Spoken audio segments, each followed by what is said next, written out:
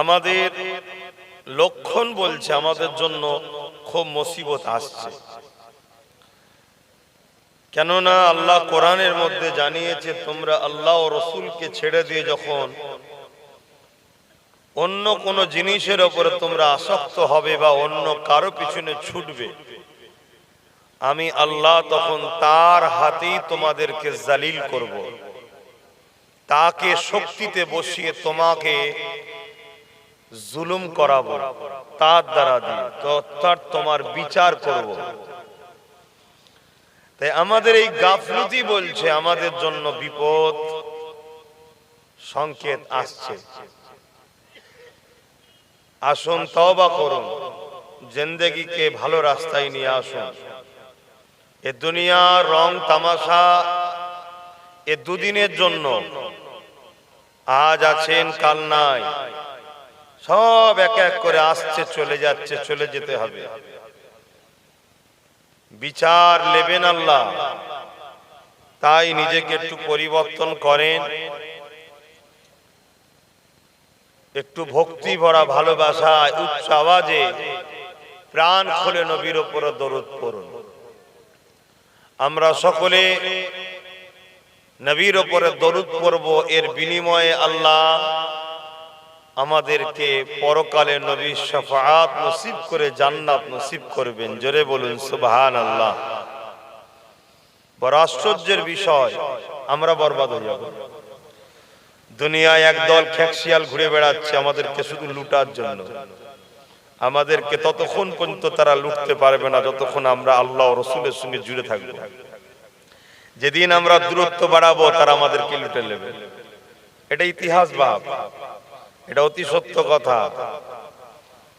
আমাদের রক্তের মধ্যে একটা বৈশিষ্ট্য আছে, কি? আমরা সব করতে পারি, আল্লাহ ছাড়া অন্য কারো কাছে মাথা কিন্তু নত করিনি। আমরা এখানে সব গুনাহগার, কিন্তু দেখুন আল্লাহ ছাড়া অন্য কারো কাছে মাথা নত এখানে কেউ করেন নাকি? এখানে বড় বড় সব বদমাইশ আমরা সব রয়েছি, সব থেকে বড় বদমাইশ আমি রয়েছি, কিন্তু আল্লাহ ছাড়া মাথা কিন্তু কারো কাছে নত করিনি। এই দুনিয়ায় একদল লোক আছে যারা মানুষকে নিজেদের দাস দাসী বানাতে চায়, মানুষের প্রভু হতে চায়। তারা আমাদেরকে কিন্তু এই কাজটা করাতে পারে না। তারা অনেক ভুলায়, অনেক আদর করে, অনেক কিছু দেয়, তারপরেও কিন্তু পারে না। তুমি কোন মিডিয়ার লোক? ওই যে তোমাকে বলছি, কোন মিডিয়ার লোক? তুমি জলসা এসছো না কিছু করতে, তাই মানা করেছি, তুমি শুনুন। তুমি তো আল্লাহ করে আমার ভাইয়ের মতো, তাহলে বোঝো কথা কোনো। তোমার দিকে দিকে আরো 10 জন বার করবে, মন এই দিকে থাকবে না, তোমার মন মোবাইলের দিকে থাকবে। তাহলে সব দিক দিয়ে তারা আমাদেরকে চেষ্টা করে, কিন্তু মাথা নত করাতে পারে না। তখন তারা আমাদেরকে হত্যার দিকে যায়, জায়গায় মেরে দেয়। কেন? আমাদের দেখা দেখি সমাজের আরো অনেক লোক তারা মাথা নত করতে, এই কমিটির ছেলেগুলো বদমাইশ হয়ে গেছে।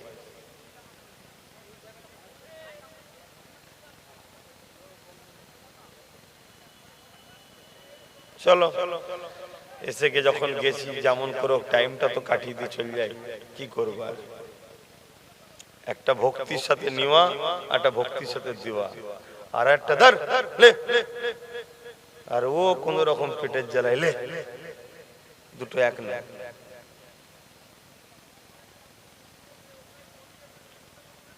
আমার নবীর হাদিস যখন বর্ণনা হয়, এক ইমাম হুজুরের ইতিহাস আছে, তিনি রসুল পাক সাল্লাল্লাহু আলাইহি ওয়াসাল্লামের হাদিস বর্ণনা করছিলেন। ওই যে ক্যাকড়া বিছে বলে না, যে কোনো খুব জ্বলন হয় এবং বিষ খুব, তো এক ক্যাকড়া বিছে সে হুজুরকে বারবার কামড়াচ্ছে, শরীরের মধ্যে ঢুকে গেছে, বারবার দংশন করছে। একবার কামড়ালে তো একবার বিষ দেয়, একবার জ্বলন হবে, বিভিন্ন জায়গায় ঘুরছে ফিরছে কামড়াচ্ছে। এই জ্বলন বাড়ছে, আস্তে আস্তে এত বিষ প্রয়োগ করেছে যে হুজুরের শরীরটা নীল হয়ে গেছে। লাস্টে ছাত্ররা বলছে, যারা শুনছে, হুজুর আপনার চেহারার পরিবর্তন হচ্ছে, হুজুর কোনো কথা না বলে হাদিস শেষ করলেন, করে বললেন, শোনো বাবা, আমার পিরহানের মধ্যে, কাপড়ের মধ্যে কিছু বিষধর জিনিস ঢুকেছে যে আমাকে বারবার কামড়াচ্ছে, যে কামড়ানোটা বড় কষ্ট, বড় যন্ত্রণা। তো হুজুর আপনি প্রথমবার বললেন না কেন? বাবা, আমার নবীর হাদিস বলছি, আমার জানের থেকে দামি হলো আমার নবীর হাদিস। জোরে বলুন সুবহানাল্লাহ। আমি বীজখানে রুকে দিয়ে কি করে বাবা নিজের শরীরের কথা ভাবি? ভাবছেন তারাও মানুষ, আমরাও মানুষ। ভেবে দেখুন তো, জান্নাত যাবার জন্য আমরা না তারা? ভাবুন, আমাদের মধ্যে সেই ভক্তি, সেই আদব, সেই গুরুত্ব, সেই ভালোবাসা কই? আমরা দেখেছি সমাজে কোন কোন জায়গায় এক গাদা পিপিলিকা থাকে, কেউ একজন এসে পা দিয়ে বা হাত দিয়ে লগড়ালো, লাখ লাখ পিপিলিকাকে মেরে দিল। আমাদের জিন্দেগিটা পিপিলিকার থেকেও খারাপ হয়ে গেছে। যেমন করে খুশি আমাদেরকে মেরে দিচ্ছে, কিছুই হচ্ছে না। কেন? আমরা শ্রেষ্ঠ মানুষ আর নাই। শ্রেষ্ঠ মানুষ হতে গেলে আমিনার লালের মোহাব্বত, আদব, ভালোবাসা রাখতে হবে। যেভাবে তিনি আমাদেরকে চলতে বলেছে ওইভাবে আমাদেরকে চলতে হবে। এই মাহফিলের গুরুত্ব আছে। এই মাহফিলে যারা বসে, বসার দরুন আল্লাহ ছোট ছোট গুনাহ মাফ করে দেয়। জোরে বলুন সুবহানাল্লাহ। এখানে বহুত ছেলে আমার ভাই বসে আছে যাদের মাথায় টুপি নেই, মুখে দাড়ি নেই, পরনায় প্যান্ট শার্ট, ও গুণ ওর খারাপ, কিন্তু বসার দরুন একটা ভালো গুণ আছে না? না, হ্যাঁ, এটা কিন্তু একটা ভালো গুণ আছে। ওর খারাপও আছে, ভালোটাও আছে। এবং এই বসার দরুন ওর ছোট ছোট গুনাহগুলো আল্লাহ মাফ করছে। জোরে বলুন সুবহানাল্লাহ। এই মাহফিলের এত গুরুত্ব। একদল রহমতের ফেরেশতারা ঘরে জমিনে, তারা যখন ফিরে যায় আল্লাহর কাছে, আল্লাহ জিজ্ঞেস করে, কি দেখেছো জমিনের উপরে? তারা বলতে লাগে, আল্লাহ, জমিনের উপরে খোলা আসমানের নিচে শীতের ঠান্ডাতে হাওয়াও চলছে, ফাঁকা মাঠ, বোকাগুলো একটু ঘিরেও রাখতে পারতো, হাওয়াটা কম লাগতো, তাও করেন। এলে হুজুরকে নিয়ে এসে তুলে দে আর ফাঁকা মাঠে বসিয়ে দে। কথা বুঝে আসছে? তারপরও তারা সব মানুষগুলো এসেছে, হাজার হাজার মানুষ এসে বসেছে, আপনার কথা, আপনার হাবিবের কথা শুনছিল আর খুশি হয়ে আপনার প্রশংসা করে বলছিল, আল্লাহ আপনি বড়ই পাক পবিত্র। জোরে বলুন সুবহানাল্লাহ। তোমার আল্লাহ এই ফেরেশতাদের বর্ণনা শুনে বড় খুশি হয়, হয়ে বলে, ওরে ফেরেশতা, শুধু এটাই করেছেন আর কি করেছে বল? তখন বলে, আল্লাহ তারা দোয়া চাইছিল। কি চাইছিল? আল্লাহ আপনার কাছে জান্নাত চেয়েছে, জাহান্নাম থেকে নাজাত চেয়েছে। এত খুশি হয়ে যায় আল্লাহ, যা তোরা সাক্ষী থেকে যা, ওদের গুনাহ মাফ করে আমি জান্নাতি ঘোষণা দিলাম। জোরে বলুন সুবহানাল্লাহ, আরো জোরে বলুন সুবহানাল্লাহ। কিন্তু হাই কিসমত, যদি খতমাল্লাহু আলা কুলুবিহিম, যাদের অন্তরে আল্লাহ মোহর মেরে দেয় তারা পরিবর্তন হয়। বলুন, আবু জেহেলকে নবী চেষ্টা করেছে না করেন? কি গো, কম চেষ্টা করেছে?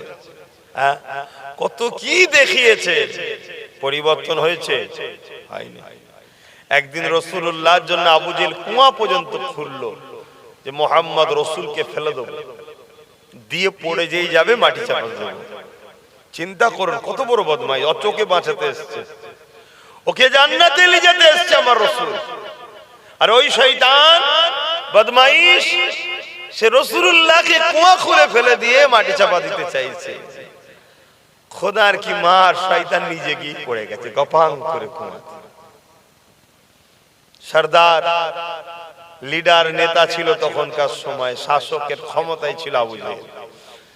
তার সৈন্যবাহিনী, ফোর্স টোর্স সব যা তখনকার সিস্টেমে ছিল, সবাই এসে চেষ্টা করছে তুলার। আরে রশি নিয়ে আসো, সব নাবাচ্ছে, যা নাবায় ওর কাজ বরাবর যায় আর শেষ হয়ে যায়।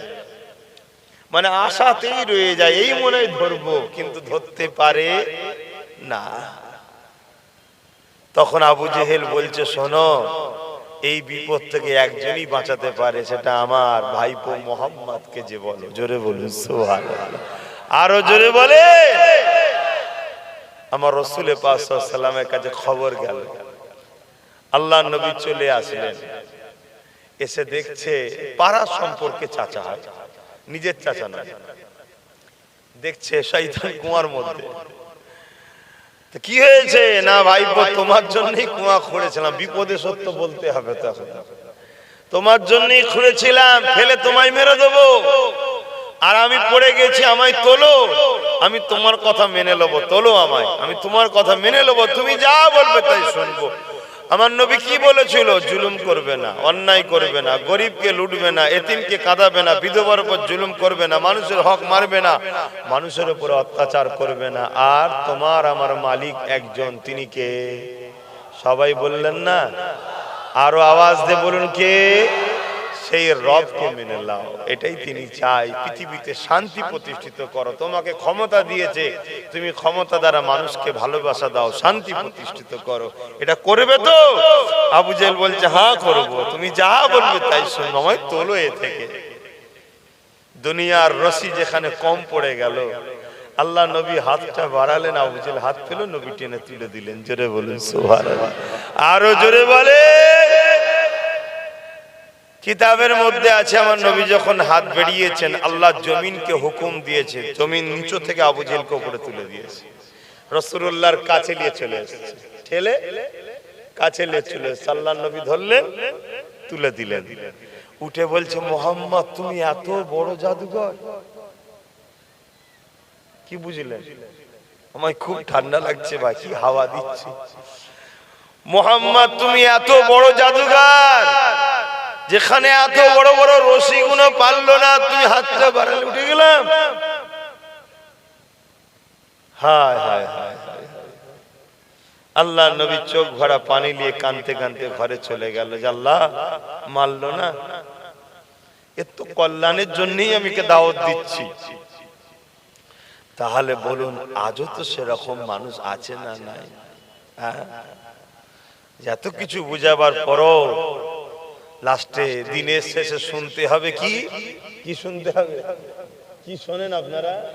আব্বাস সিদ্দিকী সম্বন্ধে বলবেন? হ্যাঁ, ওইটাই শুনতে হবে, যে ও দালাল তো। আল্লাহু আকবার, তাই না? আল্লাহ কত মহান। আল্লাহু আকবার মানে কি? আল্লাহ কত মহান। আল্লাহ আমাকেও পরীক্ষা নিচ্ছে, কথা বুঝে? আল্লাহ আমাকেও পরীক্ষা নিচ্ছে, যে আব্বাস তুই কি করিস দেখবো, তুই কি করিস দেখবো। কখনো কখনো রক্তে গোস্তে তৈরি তো, কখনো কখনো মন খারাপ হয়ে যায়, যা যা পারে করবি যাক। আবার মনে হয় না, যে নবীকে আমি ভালোবাসি তিনি তো ইনাদেরকে ভালোবাসে, সেই নবীর খাতিরে এদেরকে বাঁচাবার জন্য আমাকে বলতে হবে। কে নেবে না নেবে সে আর আল্লাহ বুঝবে, বুঝে নেবে আল্লাহ তার সাথে। কিন্তু আমি তো বলবো, যাতে করে কিয়ামতের দিন রাসূলকে বলতে পারি, হুজুর আপনার উম্মত কে বাঁচাবার জন্য আমি চেষ্টা করেছিলাম, তাদেরকে বুঝিয়েছিলাম, তারা শোনে না। কত ভালোবাসে আল্লাহর নবী, সারা জীবনটা নবী তোমার আমার জন্য কেঁদেছে। আজও নবী কি করছে? আমি সবাইকে জিজ্ঞেস করছি, আজও নবী কি করছে? বলবেন তো? নবী কি মরে গেছে? নবী রওজা মুবারকে হায়াতুন নবী আছে না নাই? আমি আওয়াজ ঠিক বুঝতে পারছি না, আরো আওয়াজ। আলহামদুলিল্লাহ আলহামদুলিল্লাহ আলহামদুলিল্লাহ। আহা, দুনিয়ায় যদি কোনো লিডারের স্লোগান ঠিক মতো না হয়, আর চোখে দেখে লাই, পরে তুলে নিয়ে যায়, তুই কি আমার বিরুদ্ধে নাকি বল দেখি। কি গো, করে না করে না? যে রাসূল না হলে লাউলা কালা মা খালাকতুল আফলাক, না এ জমিন হতে, না আসমান হতে, না চাঁদ হতে, না सितारे होते, न हजार होते, न जबाल होते, न सजार होते, कुछ भी ना होता। खुदा की आर्ट से पहले मोहम्मद रसूल को खुदा ने पै बनाए, बोले सुभान अल्लाह। फरिश्ते भी सब ना थे, तब मोहम्मद रसूल को खुदा ने बनाया। हर वक्त हर कुछ चीजों से पहले खुदा ने जब अपने आप को जाहिर करने का इरादा किया, क्यों ना मैं जाहिर हूं, तब खुदा ने हुक्म किया कुन हो जा फयाकुन हो गया, एक नूर हुआ जिसका नाम खुदा ने रखा मुहम्मदुर रसूल। जोरे बोलुन सुभानाल्लाह। সেই নবী। এ যুবক, একটাই দিল একটাই জান, চলে গেলে আর আসবে না। এই জানটা যাবার আগে দিলটা কাকে দেবে ঠিক করো, ঠিক করো।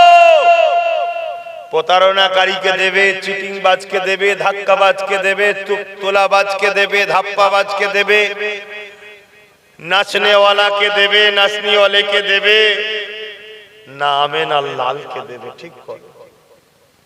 দুটো জায়গা থাকতে পারে না, অন্ধকারও থাকবে আলো থাকবে, হতে পারে। জোরে বলুন। মুহাম্মদ রসুল হলো নূর। নূরকে দিলে রাখবে, সেখানে কখনো অন্ধকার থাকতে পারে না। আর অন্ধকার থাকবে, তুমি বলবে মুহাম্মদ রসুলকে দিল দিয়েছি, এর চেয়ে বড় প্রতারণা চিটিংবাজি আর কি হতে পারে? যেটা আল্লাহকে সঙ্গে তুমি চিটিংবাজি করছো। তোমাকে আল্লাহ ছাড় দিয়েছে ছেড়ে, ছাড় দিয়েছে ছেড়ে দেয়নি। ঠিক করো। আমিও তোমাদের মতো জন, আমারও তোমার মতো একটা দিল আছে। এই দিল আমাকে ধোকা দেয়, এই দিল আমাকে অনেক দিকে নিয়ে যেতে চায়, এই দিল আমাকে নানা রকম অশ্বাসা দেয়, এই দিল আমাকে দুনিয়ার রং তামাশা একটু নাচাতে চায় বলে, কিন্তু আমি বলি না, কেন এ সব ধোকা। আমিনা লালকে দিয়েছি, আমিনা লাল আমাকে দুনিয়া আখিরাতে শান্তির রাস্তা দেখিয়েছে। জোরে বলুন সুবহানাল্লাহ। তাই বলবো, আমার যুবককে বিশেষ করে বলবো, আমার বোনগুলোকে বলবো, এ দুনিয়া তোমাকে ধ্বংসের দিকে নিয়ে যাচ্ছে। তুমি একমাত্র মুহাম্মদ রসুলের কদমে আসো। নিজের জানকে, নিজের দিলকে মুহাম্মদ রসুলের কদমের সঙ্গে জোড়ো। আর যে মুহাম্মদ রসুলের কদমে নিজেকে জুড়বে, মনে রাখবে সে যত পুরাতন হবে দুনিয়াতেও তার সম্মান বাড়বে, আখিরাতে তো সম্মান বাড়তেই থাকবে। জোরে বলুন সুবহানাল্লাহ। তার উঠা, তার বসা, তার কথা, তার স্টাইল, তার চাল, তার চলন দুনিয়া দেখবে। তুমি শুধু মুহাম্মদ রসুলের সঙ্গে জুড়বে, দুনিয়ার হাজারো শয়তান জালিম তোমাকে দেখবে জ্বলে জ্বলে এমনি মরে যাবে। তোমায় কিচ্ছু বলতে হবে না, কিচ্ছু করতে হবে না, শুধু তোমার ঠাট বাট চাল চলন স্টাইলটা দেখেই জ্বলে জ্বলে মরে যাবে। কথা মাথায় ঢুকছে না? ঢুকে না।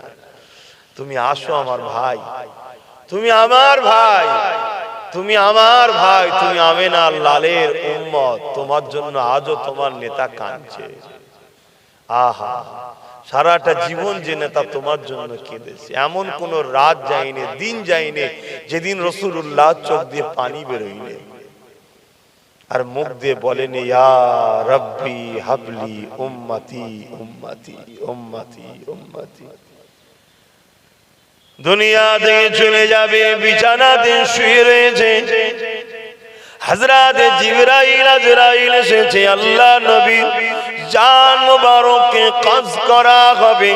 ঠিক সেই সময়ে তো আমার রাসূলুল্লাহ বলেছিলেন ইয়া রাব্বি হাবলি উম্মতি উম্মতি উম্মতি।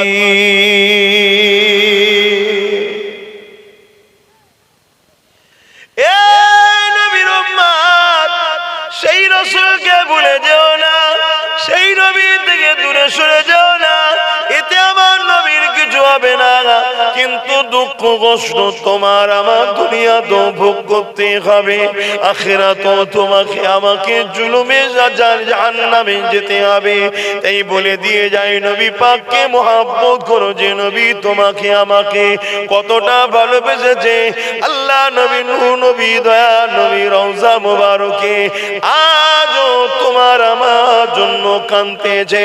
নবী আমার যখন দুনিয়া জমিন থেকে চলে যাবে, হযরত আজরাইল আমার নবী পাকের সিনা মুবারকে বড় আদবের কবরের সঙ্গে হাতটা রেখেছে কেন? আজরাইলও জানে জিনা সিনাতে হাত রাখছি, যারা পরিমাণ যদি বেয়াদবি হয়ে যায় আমি আজরাইলও বরবাদ হয়ে যাব।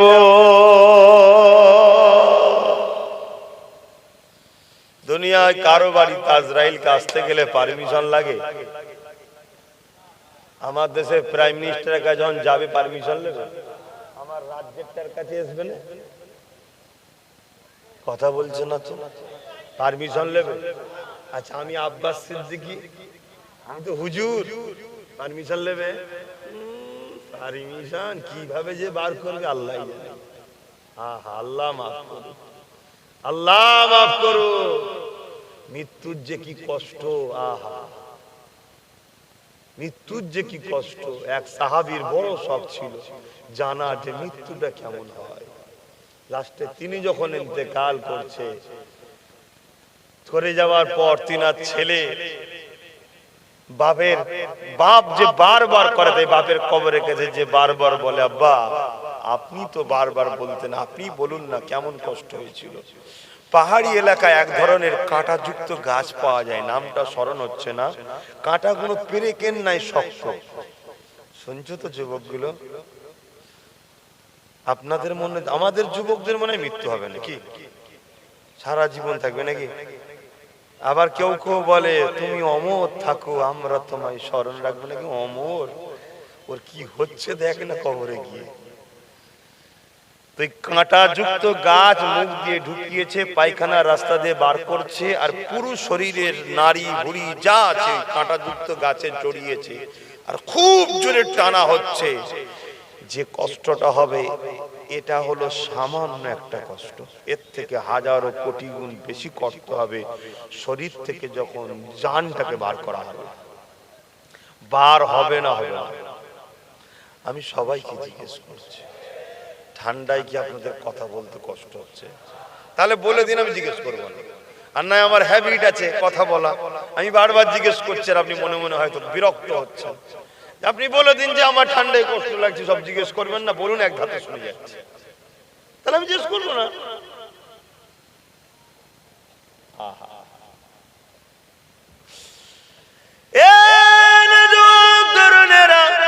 আল্লাহ নবী নবী সিনা মুবারকে যখন আজরাইল হাতটা রেখেছে, আল্লাহ নবী বলেছিল আজরাইল রে তোমার মনে কি কোনো দয়া ময়া নাই রে আজরাইল? তুমি আমি রাসূলুল্লাহর বুকের উপরে পাহাড় কেন চাপিয়ে দিলে? হযরত আজরাইল বলতে লাগলেন ইয়া রাসূলুল্লাহ হাবিবাল্লাহ বিয়াদবি maaf করবে, আমি এত আশার সঙ্গে এত আদবের সঙ্গে এত ভক্তির সাথে কারো জানকে কবজ কখনো করিনি যেটা আপনার করতে চলেছি। আল্লাহ নবী যখন এই কথাটা শুনলো, যুবক শোনো গো, বোনেরা শোনো, আব্বা যারা আম্মা যান শোনেন, সঙ্গে সঙ্গে নবী আমার চোখ ভরা পানি নিয়ে কাঁদে আর বলে এ আজরাইল কি কথা তুমি আমাকে শোনালে? এর থেকেও তাহলে কি কষ্ট হয়? জি ইয়া রাসূলুল্লাহ, সব থেকে আসান আপনার করতেছি। আল্লাহ নবী বলেছে আজরাইল শোনো শোনো শোনো, আমি নবী পাক সিনাকে মজবুত করে ধরছি, আমার সমস্ত উম্মত উম্মতিদের জান কবজের কষ্টটা আমি রাসূলুল্লাহ আমার উপর দিয়ে উঠিয়ে না। আরো জোরে বলুন সুবহান।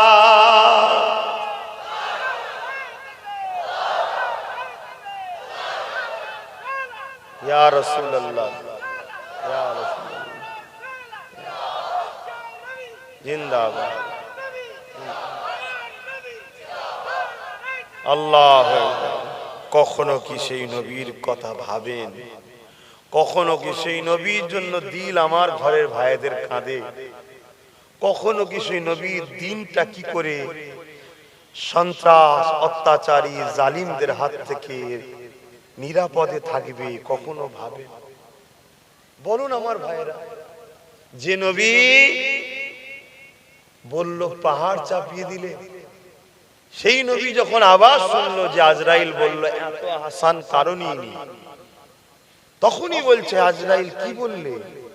আমার দুর্বল উম্মত গরিব কষ্ট পাবে, কমজোর উম্মত কষ্ট পাবে। এ আজরাইল আমি সিনাকে মজবুত করে ধরছি, সবার কষ্টের বেদনা আমার বুকে